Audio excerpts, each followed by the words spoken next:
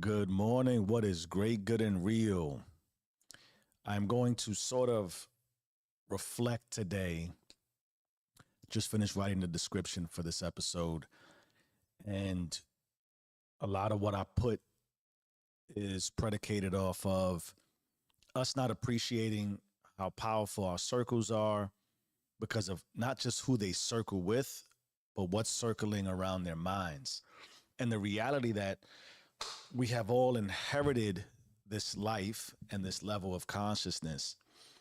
And most of us are naive to that reality and the effects of consciousness and how it impacts our minds, which a lot of it is why I believe most of us remain ignorant to God in the way that I believe I've expanded myself. Of course, that can sound somewhat egotistical from the perspective of God and faith and religion really precedes all of us in a way that I'll get into sort of today, and it inspired the talk. But I strongly believe our circles are awfully important. I have a series coming out on that, which I've scripted and we'll begin recording after this. Actually, the first episode will drop tonight. But I just, the more I learn about how powerful we are, the more I'm convinced that the large majority of us aren't quite aligned with that power. So I'm reflecting today, as I find myself doing almost every day, but Saturdays are always different. Tomorrow's Father's Day, right? As a father, there's sort of a build up to this day. I think a highlight of this day, I'll talk about it more tomorrow. But I sat in silence as I do every morning. This is post prayer. I had a great prayer today. I'm sort of returning back into the surrendering portion of my soul and my spirit.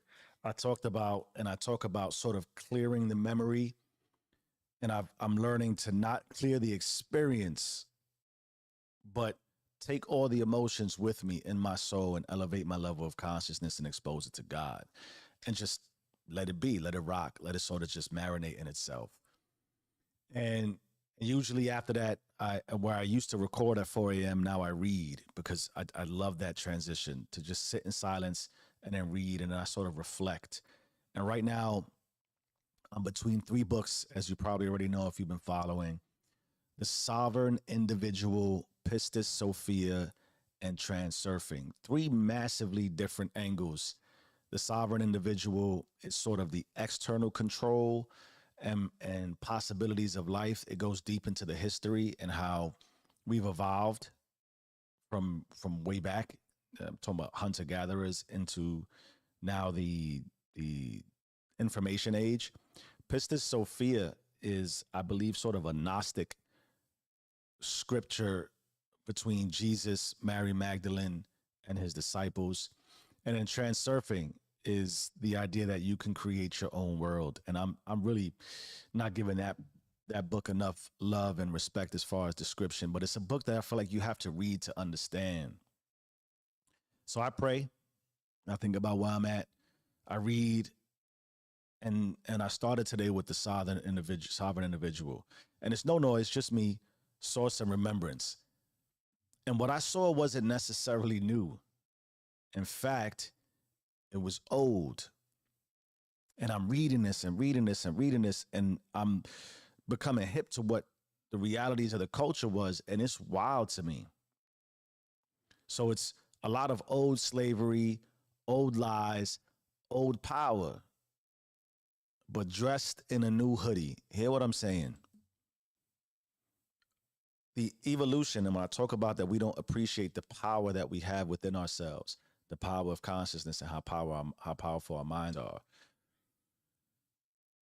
A lot of what we would find to be egregious, maybe transgressions, and maybe even laughable,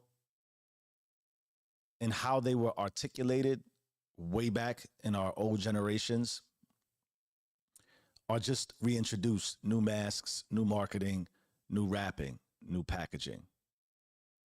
I'll explain a bit.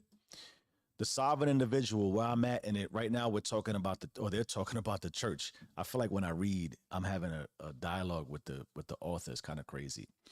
But it talked about the church and how it gained power when most people were illiterate.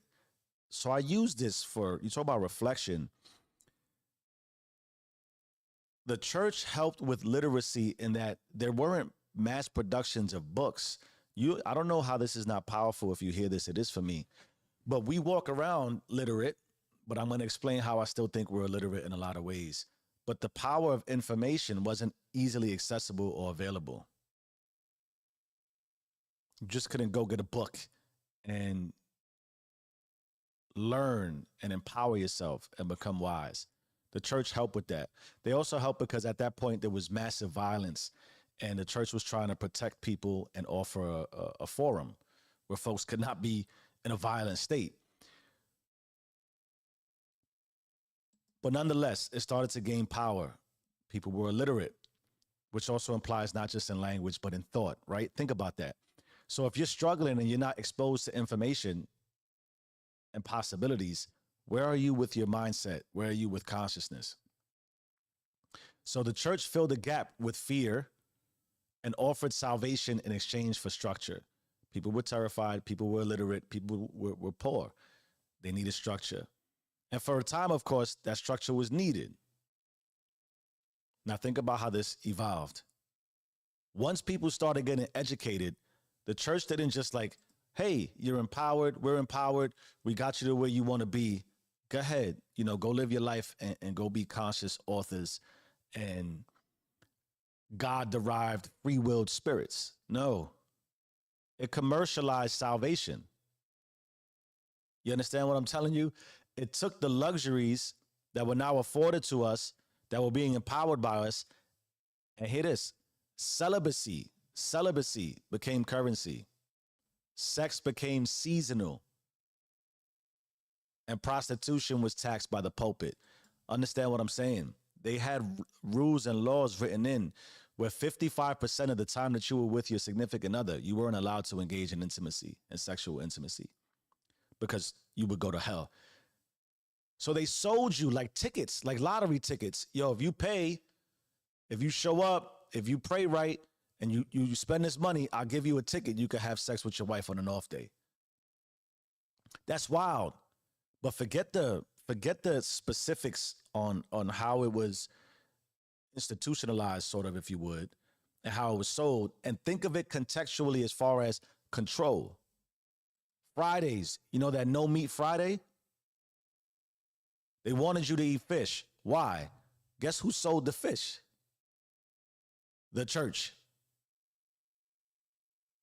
Convenient? I say not. We'll keep fleshing this out.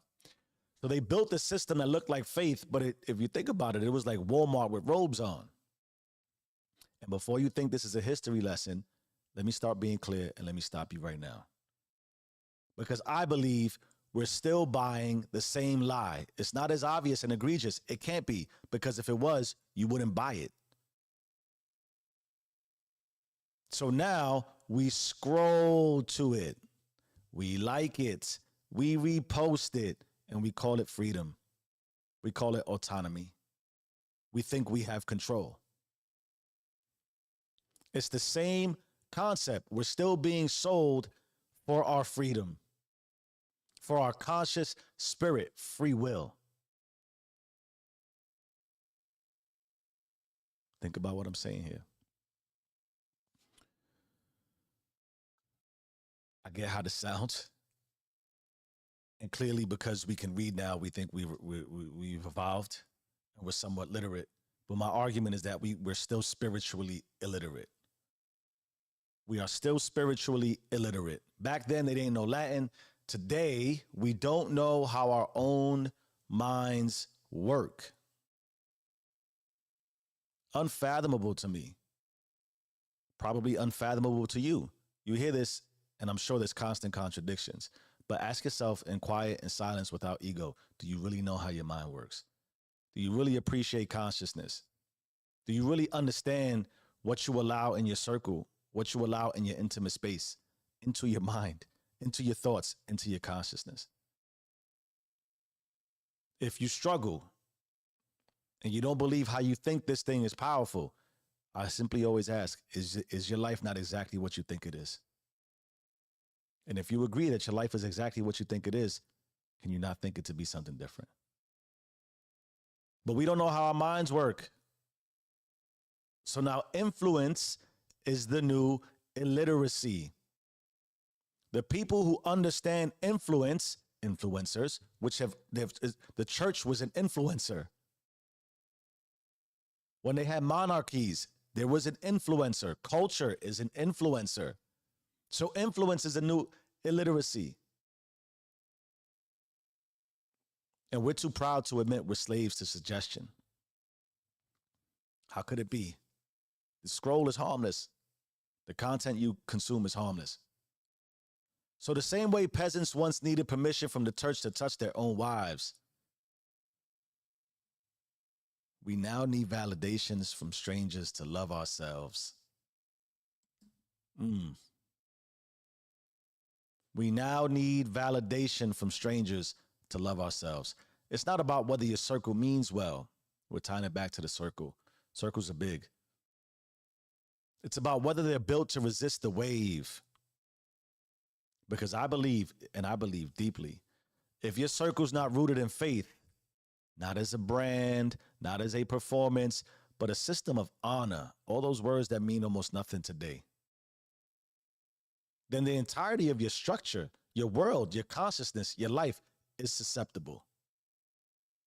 If you don't know how your mind works, if you don't understand what they're selling you, if you don't understand and appreciate how you are influenced, you're susceptible. They're still pimping us, right? And if I sense that susceptibility in you, it's my wife used something. She said she was at a training. Somebody told her no shade. No shade. I just pull back. Not from judgment. I'm not judging you. I really am not. It's not a judgment call. It's protection. Because now that I know this, now that I'm literate to this and I appreciate and understand it, either I'm going crazy, which is fine. I like going crazy this way. But I have to protect myself because letting you in might be the same as letting the old system back in. And I already buried that chain. Can't go back. Once you see, you cannot unsee. Previously, right? Egocentric. You think you can watch every angle. Keep tabs on every influence. Do you even appreciate the power of influence? We keep going back to that. Are you aware of the power of influence? Are you aware of the power of conscious expansion? We told 1 + 1 = 3. And how that's happening everywhere and how that's just continuing to expand your possibility of consciousness. Part of what I read in Transurfing, we're onto a premise called the pendulum premise, right? You ever seen a pendulum? And a lot of the lines is eventually the pendulum swings. But it takes a lot of momentum. Usually the pendulum is all to one side, right? So if you're in pain and agony and stress and overwhelm and you want to push this to abundance and prosperity and love and all those great things, it takes a long time to push that pendulum. It also takes something bigger than you. That's why God is massive. And that's why God is all. Because you can't judge, covet, hate, envy, or any of those things that they tie into and condemn into a system of sinning. It's just you're just pushing the pendulum in that direction. Your life is exactly what you think it is. You are exactly who you think you are. Why do you think I end with, I say this before, right? I am who I say I am. I have to remind myself of that. I am who I say I am. So I keep tabs on every influence because I can't, the pendulum, if I try to push that pendulum alone, it's not going to happen. God knows you need help. And your circle, the smaller you keep it and the smaller everybody else keeps their circle, actually the more bigger it grows in power and in influence. So I would think I could watch every angle. I guard my family, my mind, my system. But you can't watch your circle 24/7. You can't watch everything 24/7. That's, surrender. I surrender. I surrender in all my relationships. I have to have faith that you have faith, that you have honor and loyalty. That's also big. If you try to manage, that's like micromanaging, right? You get a group of people, you're responsible for a team of people. They need to know their role and responsibility, and boom, you let them go. If you can't trust that they're doing what they're supposed to, you can't watch this. You can't. You can't. The only thing you can ensure is that you implement the core values that allow for scale and understand that we need to recover sometimes because oftentimes we make mistakes, not intentionally. We trip, we fall. But I bet, cool. I can't watch 24/7, but I want to move that pendulum. It needs force. And the more that you deposit energy into the positivity for your life, the more God has reciprocity and deposits positivity back into your life. It's not immediate, but you build, and you swing and you swing and you swing, and it's like chopping wood, and you boom and you boom and you boom until you get it to the side you want it to go. Now holding it is an entirely different thing. So you can only build a circle that's sealed in remembrance before you drive yourself crazy. Release, right? This is why I think some of the text is important, that we can assess it. That's part of the illiteracy. It's not just that you didn't have access to information. You didn't have access to information that allows you to interpret it in your own way. That's powerful, right? Here's the book. Read it. Tell me what you think about it. I don't need you to preach to me.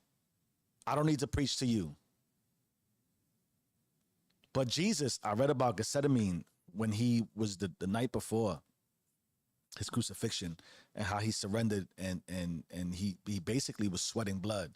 Ultimately, what happened is he was given up by one of his disciples, right? Somebody sold him. Somebody said, yo, here, come get him here. He's going to be here. So if we're not sealed in remembrance and we're not constantly reminded of who we're supposed to be, how we're supposed to be, even the word supposed, we committed. We committed. And when we commit, we stay disciplined. We push and we push and we push. We can't leak just because the culture shifted, just because a new trend hit. I talk about that ad nauseum. When the trend hits, it's gone. It's old. It's dead already. People are just profiting off of it. Why? Because they know how culture reacts. And the same way you didn't have the foresight to know what was coming, to know the church would collapse in the way that it collapsed, although it still has power and authority, we have just government now that does it in different ways. That's a lot of what the book is outlining too. The church exacerbated its power the same way politics are doing the same thing now. What's the ultimate outcome? I don't know yet. I can't see that far into the future. But I know that the more that we control who we understand to be and understand the power of our source, we won't leak when the culture shifts. That's also temptation. That's also because it's sort of coveting. I'm not saying don't align with it and agree with it and help promote it. That's a pendulum shift. The person who created the meme or the trend or whatever, maybe it's powerful. Maybe it deserves a trend. You can co-sign it. You don't have to adopt it and live it as you. So I asked some poignant questions, right? Because it's very important. I don't ask, do you love me? I don't need to ask that. If I have to ask you if you love me, you don't love me. But I do ask, which is really just me listening. What do you follow when no one's looking? What owns your attention when the world ain't watching? And you don't have to explicitly ask that either. Because I'm careful and conscious, like, who am I? But we have conversation. And what you speak and spit reveals to me who you really are. That's another reason why I like listening. Let the people talk. Listen to who they really are. Because what you hear is influencing you. Like, nah, Jeff, all right, talk to the same person every day for 15 minutes a day, every day. Talk to me in a year about how that person is, how you're a lot like that person or not. How could you not be? They are pouring into your consciousness, into your soul. That's influence. So if you're following something I wouldn't follow when nobody's looking, I can't follow you. That's part of it too. You want to be followed, it requires you to follow. You want to lead, it requires you to follow. What owns your attention when the world ain't watching? I refuse to walk with anyone who's governed by marketing over morality. I'm not walking with no one who's governed by marketing over morality. And I'm not submitting to a structure That's just a cleaned up version of peasant slavery. That's why I think we should do as much as we can to access legacy information. The first disruption of my career, when I changed everything for how I was able to get some things, is because I identified that you are just doing things for the sake of doing things because it's always been done this way, and eventually you're going to collapse. That's what the culture for today, the influencer culture for today, is giving you something that's about to collapse you. Because if you could just keep doing what everybody else is doing because everybody keeps doing it the same way and you think it's successful, no, you're just stuck in the culture. You haven't self-identified. You clearly don't know how your mind works. And I'm learning that we are the first generation with enough access to build systems without a middleman. Imagine that. Sometimes you needed to be the supplier. You had somebody who had to move it, and then you had to be somebody who, right? There's always, you can be everything. You don't need a middleman. I suggest you use God. It's my recommendation. So we have all this access. We have all this possibility, and most of us are still running church logic with TikTok branding. Most of us are still running church logic. Rewind the tape and see what I said. It's not even tape anymore, right? With TikTok branding.